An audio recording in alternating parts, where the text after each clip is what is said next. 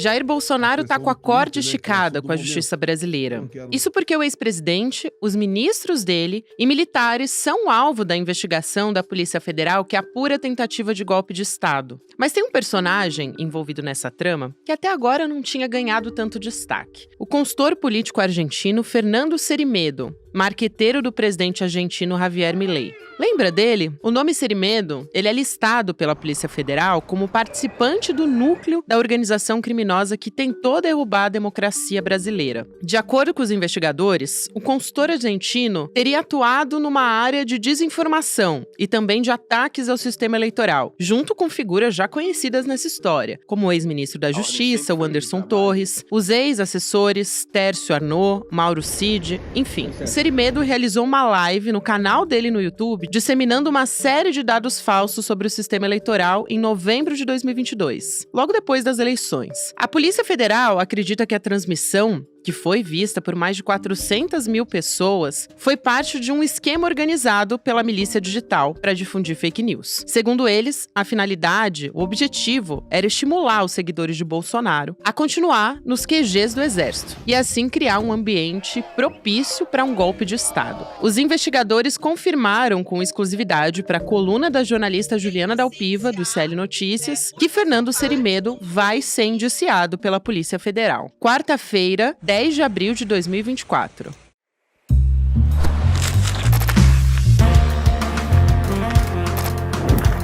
Sou a Gabriela Varela, esse é o podcast com mais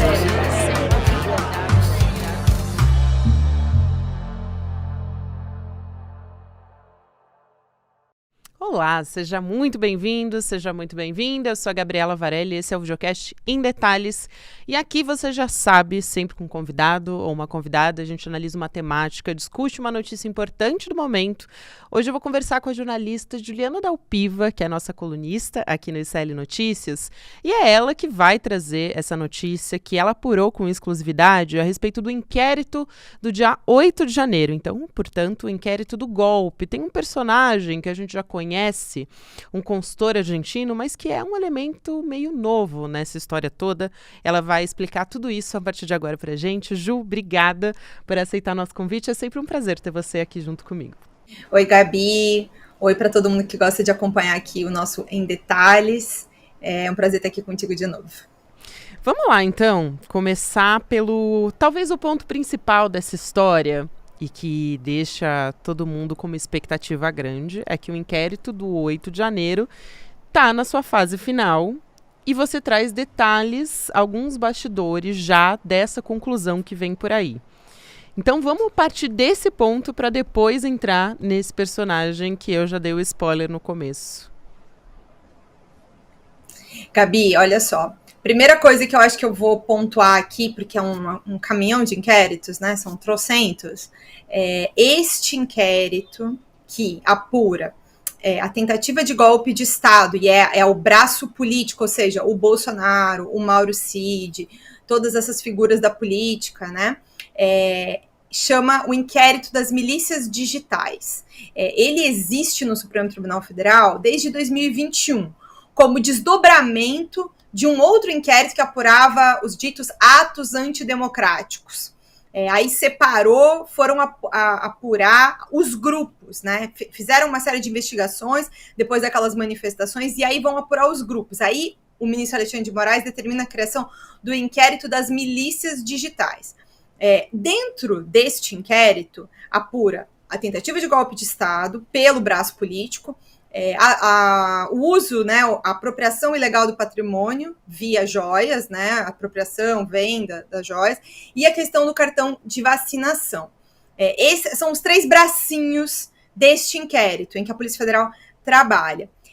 No braço cartão de vacinação, já sabemos, né, o Bolsonaro foi indiciado, e daí no braço inquérito do golpe, a gente conseguiu aqui com exclusividade, com fontes que estão ali bem na linha de frente do caso, saber alguns detalhes sobre o encaminhamento dessa conclusão, que é quem vai estar nessa lista final ali de indiciados pela Polícia Federal. Além dos nomes óbvios, né, gente, assim, é uma obviedade pensar que Mauro Cid vai ser indiciado porque existe uma delação premiada, ou seja, ele confessou um crime. Jair Bolsonaro, como líder disso tudo, porque o golpe era para beneficiar ele, então, assim, também são favas contadas imaginar que Jair Bolsonaro vai encabeçar, inclusive, a liderança disso, assim. É uma coisa que está muito clara quando a gente lê os autos da investigação, tá? Aqui não é da minha cabeça, não. Lendo os autos da investigação, a Polícia Federal fala sobre uma série de núcleos. E aí a reportagem que a gente traz hoje fala sobre um dos núcleos, que é o núcleo de desinformação, e de um personagem específico, que é o Fernando Cerimedo, que é um consultor argentino, que tem uma atuação, Gabi, para além do Brasil, né, ele tem um aspecto que a gente vai tratar mais em detalhes daqui a pouco, sobre o que ele fez, né, no Brasil, mas ele atuou espalhando mentira, fazendo desinformação no Brasil, na Argentina durante a campanha do Milei. Ele é um dos consultores do Milei, próximo ao Javier Milei, que é o presidente argentino, e ele também teve uma atuação no Chile durante a campanha da Constituição chilena, da nova Constituição chilena, também promovendo desinformação. Então, em pelo menos estes 3 países, ele fez um mesmo tipo de trabalho, que é desestabilizar as democracias a partir de mentiras, e no meio de discussões extremamente importantes para os cidadãos desses países. É fundamental a gente falar do Fernando Cerimedo, Ju, justamente porque ele surgiu como uma espécie de guru latino da extrema-direita. E aí eu acho importante a gente entender qual é o papel do Cerimedo, especificamente, claro, você vai explicar quem ele é, como que ele atuou, inclusive, na campanha do Javier Milei, que é a mais recente, mas como que ele atuou para fazer parte desse núcleo golpista aqui no Brasil, inclusive. E teve um papel central ali nas eleições, quando fez uma live que ficou disponível para mais de 400 mil pessoas assistindo. Então, acho que é fundamental ele realmente para essa história toda, e agora parece, né, não é um nome óbvio, mas parece que é fundamental realmente ele nesse papel de articulador que também encaminhou a gente para o 8 de janeiro, né? Gabi, por que é super importante falar disso, tá? Dentro da linha de investigação dessa história do golpe, a Polícia Federal trata de uma série de acontecimentos coordenados, premeditados, que levaram a uma série de situações e produção de documentos para organizar a tentativa de um golpe de Estado. E um dos eventos em que isso esteve em jogo é a live que o Cerimedo faz no dia 4 de novembro, se não me engano. E aí, nesta live, ele vai falar de uma teoria completamente absurda, já desmentida inúmeras vezes, e eu nem vou perder meu tempo aqui repetindo ela, porque o que interessa é a investigação criminal que está sobre ele, mas repetindo uma série de mentiras sobre uma questão de falta de auditoria nas urnas e a possibilidade de que não estivessem desatualizadas. Só que aí, este argumento que ele usa dentro dessa live, pouco depois da eleição, ele vai ser replicado em outros documentos.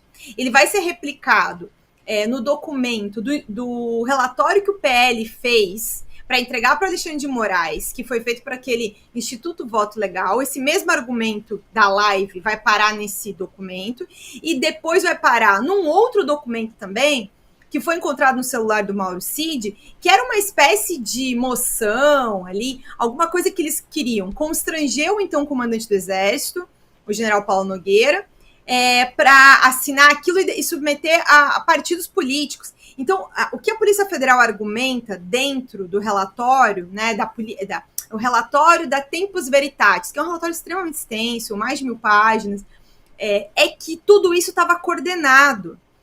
Não é feito de maneira espontânea, não é que ele simplesmente decidiu fazer uma live que teve mais de 400 mil visualizações. Não, ele estava coordenado. E aí também é apontado uma série de coisas. A existência de um Google Drive que era dele, e que assessores do Bolsonaro sobem vídeos ali. E outros militares próximos ao Bolsonaro também sobem vídeos, trechos dessa live, documentos dentro desse drive. Ele é compartilhado, né, entre essas pessoas que juram de pé junto que não se conhecem. Mas, ao mesmo tempo, no ano passado, quando alguém precisou falar com o Cerimedo, mandaram um dos comentaristas da Jovem Pan, manda uma mensagem para o Mauro Cid para pedir o telefone do Cerimedo. E aí o Mauro Cid pede para um desses militares o telefone.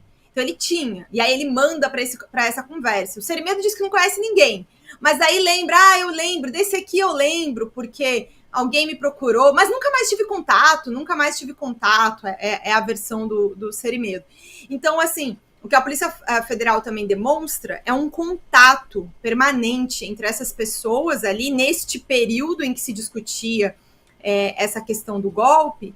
E aí também, né, Gabi, que é uma coisa que aí não sei o quanto que a gente vai explorar aqui agora, mas a Polícia Federal ainda não se debruçou sobre isso, mas a gente trouxe numa reportagem no ano passado, que inclusive você participou também, né, que é um esforço de reportagem que a gente fez de um projeto que chama Mercenários Digitais, e englobou vários veículos da América Latina, é reunido pelo Centro Latino-Americano de Investigação Jornalística, e essa matéria de hoje também é feita em parceria com a equipe do Clipe, né, que eu também faço parte. E ali a gente trouxe a participação do Eduardo Bolsonaro também dentro de eventos nessa esteira ali do segundo turno da eleição e o pós-eleitoral, ali o momento pós, onde eles começam a discutir o golpe. Isso é fundamental e eu acho que a gente tem que falar com certeza do Eduardo Bolsonaro, aqui para puxar a reportagem que foi feita pelo Clipe, né, que foi esse núcleo de reportagem, inclusive que envolveu jornalistas de vários países aqui da América Latina, que diz que o Eduardo Bolsonaro teve 125 reuniões com integrantes da extrema-direita. A gente está falando aqui 43 vezes com lideranças da América Latina e 82 com a extrema-direita dos Estados Unidos, para ser aqui bem específica, para a gente entrar nesses aspectos. O que eu quero trazer com isso? O papel do Eduardo Bolsonaro nessa história toda, né? Na frente dessa articulação pelo Brasil, ele participou, inclusive, de reunião com o Cerimedo por meio de missão oficial pelo Ministério das Relações Exteriores, então, portanto, pelo Itamaraty, né? E aí, isso durante o segundo turno das eleições em 2022, então, muito forte nesse papel ali em outubro.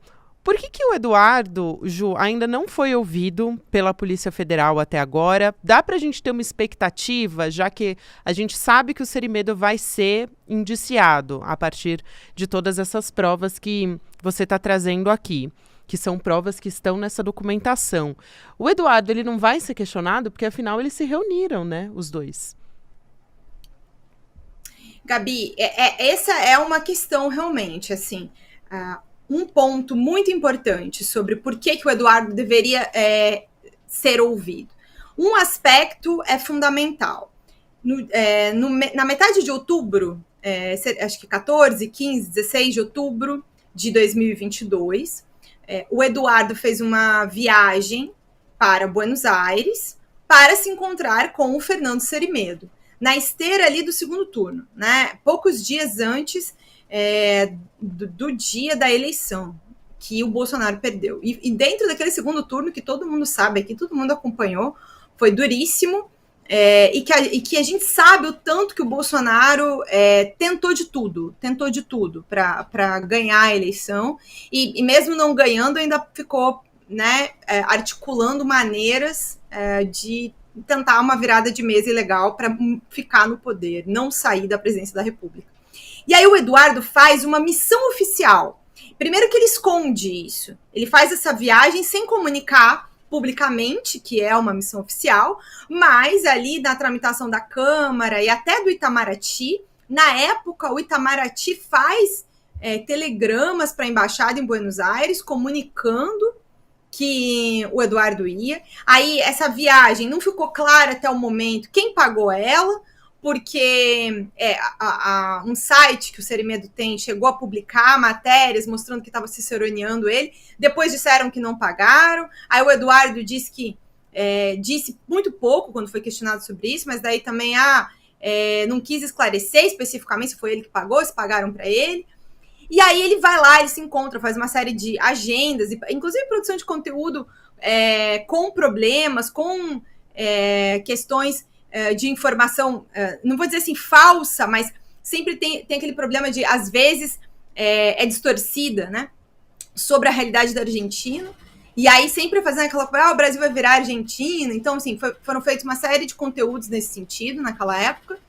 E aí ele volta, né? E aí, um mês depois, nem bem um mês depois, o Cerimedo grava essa live com informações sobre o sistema eleitoral, falsas e tudo mais. E aí, o que a Polícia Federal, embora não fale dessa viagem e desse telegrama, ela fala que a suspeita ali é de que o Cerimedo recebeu informação dos brasileiros para fazer aquela live. Aquela live foi premeditada. Inclusive porque pouco depois dela, e esse é um outro detalhe importante do inquérito, no celular do Cid foi possível ver que o Tércio Arnaud Tomás, que é um dos investigados e era assessor do Bolsonaro na presidência da República, e é aquele que a gente costuma explicar para vocês que é meio que o líder do gabinete do ódio, ou seja, um daqueles assessores que o Bolsonaro tinha, que trabalhavam especificamente para produzir mentira, né? E desde quando o Bolsonaro era deputado. Então, o Tércio manda para o Cid uma mensagem dizendo esses são os links da live e tal, já editados. E aí o Tércio é questionado pela Polícia Federal sobre isso. E aí ele diz assim, que o pessoal tinha interesse. E aí ele é perguntado, quem é o pessoal? E aí ele responde, o pessoal da internet. Mas ele mandou esses links para o Cid, ele não mandou para o pessoal da internet, né? Isso. E aí eles continuam dizendo que não se conhecem e tudo mais, mas tem essa série de comunicações que levam a isso. É importante que a Polícia Federal escute o Eduardo para ele explicar esta viagem, este encontro e qual a conexão disso. Porque o Eduardo é tido na família Bolsonaro como o grande articulador internacional do Bolsonaro. Exatamente. Inclusive, ele ajudou a trazer o CEPAC para o Brasil, né? O CEPAC que é o maior evento conservador dos Estados Unidos e que está sendo replicado em diversos outros países agora. E eu acho que vale a pena a gente trazer um outro ponto-chave aqui, que é o reconhecimento por parte da autoridade brasileira de que existe, a partir do momento de que se reconhece o Fernando Cerimedo como parte do núcleo golpista, né, uma ação coordenada mundial por parte da extrema-direita. A gente está falando aqui numa ação que quase resultou num golpe no dia 8 de janeiro, no Brasil, né, num país latino-americano. Então, essa ameaça também representa um perigo para outros países em que a extrema-direita, a gente vem observando, muitos países com essa guinada da extrema-direita cada vez mais se inflamando. Então, eu acho que, nesse sentido, é muito importante esse reconhecimento de uma autoridade brasileira, né? É importante esclarecer assim, várias questões que envolvem o CEPAC, como você está falando. O Eduardo começa a trazer esse evento para cá a partir de 2019, e aí ele funda um tal de Instituto Conservador Liberal, e aí, assim, como é uma entidade privada, como é que ele se mantém? Não se sabe. Não se sabe de onde vem esse dinheiro. Da onde vem o dinheiro para fazer estes eventos? Inclusive, esse ano tem de novo. Agora, no meio do ano, vai ter mais um evento desse. Da onde vem o dinheiro que permite que o CEPAC continue existindo? O ano passado, quando a gente fez essa investigação sobre a situação do Cerimedo, no projeto Mercenários Digitais, uma informação que a gente soube era que o Eduardo tinha montado uma empresa de cursos, e aí essa empresa tinha trocado de endereço para um endereço onde tinha uma loja que vendia uma série de objetos com campanha golpista, inclusive o slogan Brasil was stolen, em canequinhas. E o mesmo neste lugar onde funcionava a empresa do Eduardo, essa loja não está no nome dele, está no nome de outra pessoa. Mas essa loja era meio que a loja oficial do CIPAC. Eles estão sempre no CIPAC vendendo camiseta, bottom, caneca, qualquer coisa. E essa explicação também não está clara sobre por que a empresa do Eduardo está nesse lugar e nesse lugar, na verdade, ela não funciona, porque acho que supostamente ela seria virtual. E aí o que tem de lá concreto é essa loja. Ao mesmo tempo, ele próprio declarou que recebeu dessa loja, da empresa dele, em 4 meses, no ano de 2022, cerca de 600 mil reais. Então, assim, e aí ele também é o administrador desse instituto, que faz esse evento que é gigantesco. Então, assim, tem várias perguntas não respondidas sobre a atuação do Eduardo em tudo isso. E ele, de fato, tem uma articulação internacional muito importante junto ao Trump, junto ao Steve Bannon, que é um dos assessores, foi assessor do Trump há muito tempo, e a toda ali a direita, a extrema-direita americana. A gente compilou nesse projeto 80 visitas do Eduardo Bolsonaro a estas pessoas da direita americana, e mais de 40 à extrema-direita latino-americana, outros países da América Latina. Esse é um trabalho, inclusive, que foi feito junto também com a equipe da agência pública. Importante a gente lembrar que foi um esforço de reportagem muito grande. Agora, o Eduardo foi passando, assim, está passando até esse momento, porque ele não foi chamado para depor, ele não é formalmente investigado, embora tenham todas essas questões, ele está passando meio que ao lado, assim, sabe? Na tangente, não tem sido incomodado concretamente. E aí, um outro dado importante, ele fundou uma empresa nos Estados Unidos, um outro tal de instituto, conservador também, justamente no período em que o Bolsonaro estava lá nos Estados Unidos, de algum jeito fugindo da justiça brasileira, pelo que a gente sabe até esse momento, né? Entre janeiro e março do ano passado. Nesta época, o Eduardo também funda um instituto e uma empresa nos Estados Unidos. E ele se recusa a contar especificamente o que é que ele faz nessa empresa lá nos Estados Unidos. Então, tem uma série de esclarecimentos que o Eduardo Bolsonaro precisa dar. Não só para esclarecer essa questão do inquérito do golpe, que é fundamental, mas porque ele é um parlamentar brasileiro que deve respostas à sociedade. Exatamente, Ju. Eu acho fundamental você trazer todos esses aspectos aqui explicados, ficou bastante didático, até para a gente entender como esse inquérito se desdobra em muitos aspectos ali, a vacina, o golpe, a gente teve, enfim, você explicou como é que funciona o inquérito e qual é o papel dessas pessoas que a gente está vendo, finalmente não, né, mas finalmente para os nossos anseios aqui, depois de tudo que aconteceu aqui no Brasil, claro, mas a Polícia Federal vem cumprindo seu papel em toda a investigação e a gente traz esses detalhes agora contigo aqui. Obrigada, Ju, mais uma vez, é sempre um prazer receber a Juliana Dalpiva, colunista aqui do SL Notícias, nossa super repórter que vem trazendo sempre todos esses detalhes e sempre trazendo uma pitada de bastidores também. Gabi, obrigada pelo espaço. Preciso aqui fazer um registro importante, que essa matéria é feita por mim, pelo Igor Melo, pela Carla Gamba, da minha equipe. Que todo mundo deve ler no site, né? Inclusive, slnoticias.com.br. lá o nosso SL Notícias. E também com a equipe do Clipe, né? Nessa reportagem, quem participa também é o jornalista argentino Ivan Ruiz. Exatamente, então vale a pena aqui fazer essa ressalva aqui para o Centro Latino-Americano de Jornalismo Investigativo. Obrigada, Ju, um beijo para você e até a próxima. Um beijo, meus amores. Até mais. O Videocast em Detalhes fica por aqui, mas antes eu tenho um recado importante para você.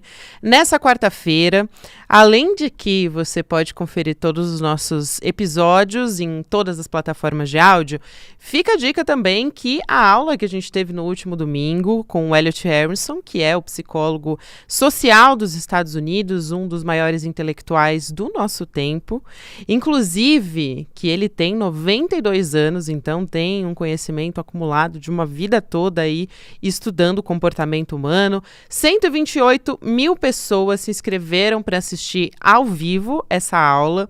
E você que não acompanhou ainda tem a oportunidade de assistir essa aula, que foi uma aula gratuita, aberta para todos e agora fica disponível para os nossos assinantes também. Então, para incentivar que mais pessoas tenham acesso ao conhecimento, né, a esse conhecimento e também a outras aulas na nossa plataforma, a gente deixa um presente super especial para você, além da aula do Elliot Aronson que fica disponível. Se você se tornar um membro solidário do ICL, você também garante outros presentes, que são as obras as seguintes. Olha só, O Animal Social, do Elliot, com o prefácio do Eduardo Moreira, é o livro preferido dele, inclusive, O que os Donos do Poder Não Querem Que Você Saiba, que é o primeiro livro da trilogia sobre o capitalismo do Edu, e o Engenheiros do Caos, de Juliano, da Empoli, que você também vai ter acesso se você fizer a inscrição na nossa plataforma. Então, é um mega pacote de presentes que vale só para quem se inscrever como membro solidário, gente. Fica a dica. Então, além de você se inscrever, você dá uma bolsa para quem não pode pagar e tem acesso a todos esses conteúdos, a séries exclusivas. A gente está com webinário agora. Além do webinário, a gente está com web documentários. Enfim, tem uma gama de conteúdo para você estudar. É muita coisa, mais de 250 conteúdos exclusivos aqui do ICL para você. Então, olha só, se inscreva em indetalhesicl.com.br, já está acabando o tempo para você se inscrever e poder ter acesso a esses conteúdos, a esses presentes. Então, conteúdos não, os conteúdos ficam sempre disponíveis na plataforma, mas os presentes você tem tempo limitado para conseguir se inscrever e ter acesso a eles. Obrigada a você que me acompanhou até aqui. Para quem me acompanha pelo YouTube, você fica agora com o Mercado Investimentos, depois tem Rolê ICL, a gente está sempre disponível às 10h30 da manhã, nas plataformas de áudio a gente fica disponível no período da manhã também. Obrigada e até amanhã. Che Guevara costumava dizer, hay que endurecer, pero sem perder la ternura jamais. Hay frases y frases. Esa frase realmente mi papá nunca la dijo. Ué, ele não dizia isso então? Pois é. Eu descobri isso numa conversa incrível que o ICL fez com a Leida Guevara, filha de Che Guevara. No dia 21 de abril, com exclusividade e ineditismo, o ICL traz até vocês a biografia de Che Guevara, o líder revolucionário mais popular de todos os tempos, contada por Leida Guevara, sua filha. Para você se inscrever nesse evento histórico, é só clicar no link aqui em cima ou aqui embaixo e gratuitamente participar. Essa e várias outras novidades você vai aprender no dia. Até lá!